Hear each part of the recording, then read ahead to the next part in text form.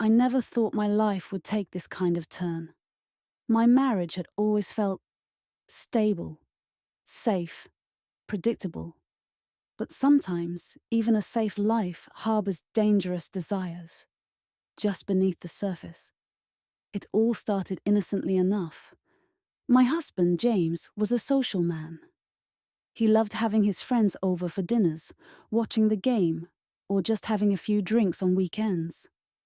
I'd always played the role of the perfect hostess, pouring drinks, serving snacks, and making polite conversation. But lately, something had shifted inside me. I'd begun to notice them, his friends. Each of them was different, with their own charm, their own energy. And I couldn't deny the thrill that surged through me when they came over. This particular Friday night was no different. James had invited his usual crew. Matt, with his confident smile and flirtatious eyes. Tony, a quieter type, whose gaze lingered a bit too long when he thought I wasn't looking. And Chris, whose loud laughter and muscular build made his presence impossible to ignore. I stood in the kitchen, pouring drinks, as I heard their voices grow louder in the living room. The low rumble of male laughter sent a shiver up my spine. I glanced at myself in the reflection of the kitchen window. My dress was fitted, hugging my curves in all the right places. My hair cascaded in soft waves, and the lipstick I chose was just a shade bolder than usual. I wasn't just dressing up for James anymore. I was dressing up for them.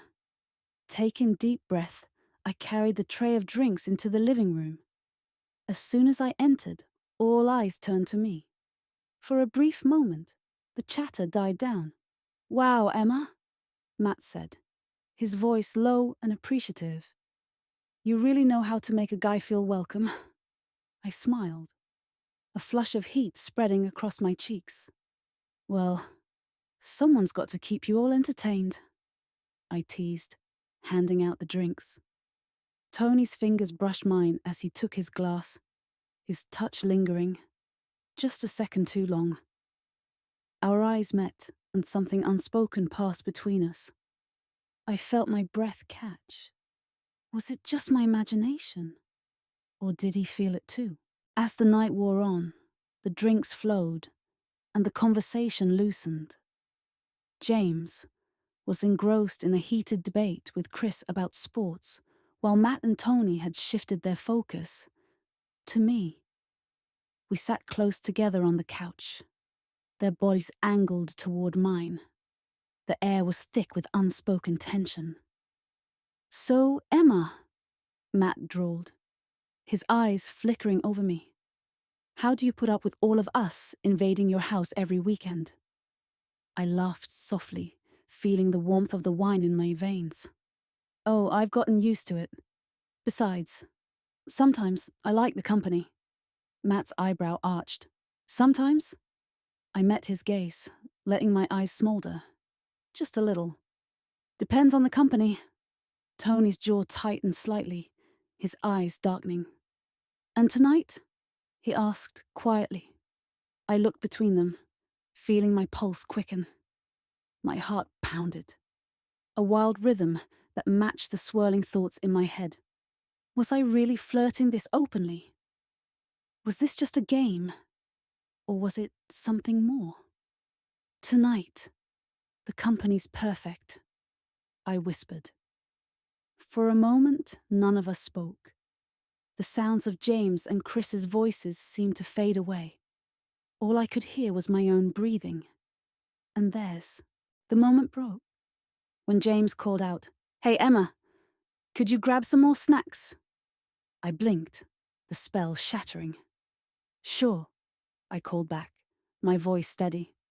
I stood up, smoothing my dress. As I walked to the kitchen, I felt their eyes on me, a heat that burned into my back. I set the tray on the counter and gripped the edge, trying to catch my breath. I should stop. This was dangerous. These were my husband's friends.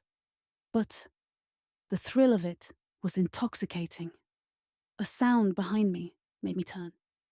Tony stood in the doorway, his eyes locked on mine. "Need any help?" he asked, his voice low. I swallowed hard. "I've got it. Thanks." He didn't move. Instead, he stepped closer, his gaze never wavering. My heart slammed against my ribs. "Emma," he murmured, his voice just above a whisper. "What are we doing?" I shook my head, my throat dry. "I don't know." He was inches from me now, his breath warm on my cheek. "Do you want me to stop?" My hands trembled as I reached up, my fingers brushing his chest. "No," I breathed. His lips were on mine before I could think. The kiss was slow, deliberate, as if he were memorizing the taste of me. I melted against him, the heat that had been building all night, finally spilling over. But then, "Emma, where'd you go?" James's voice called from the living room. We sprang apart, our breathing ragged.